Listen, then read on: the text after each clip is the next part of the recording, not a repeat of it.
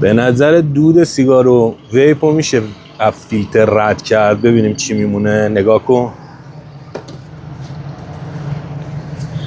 ببین این توری 10 میکرونه. خب ببین پاک کردم هیچی نیست، میبینی؟ به لبم چیزی نیست. نگاه کن.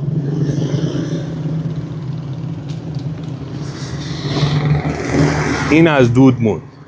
حالا دودو میدم پایین، نگاه کن.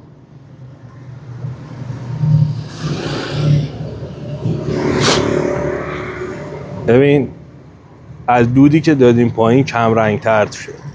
حالا اینجا رو نگاه کن. این ویپه، نگاه کن.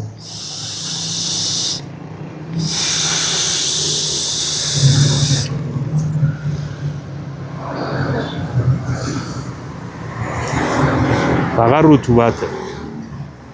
فرق سیگار و ویپ توی دودش وقتی که از توری رد میشه این میشه.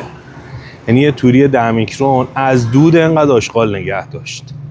حالا ببین تو صنایع پتروشیمی و داروسازی چقدر این توریا کاربرد داره، چقدر استفاده های مختلف داره.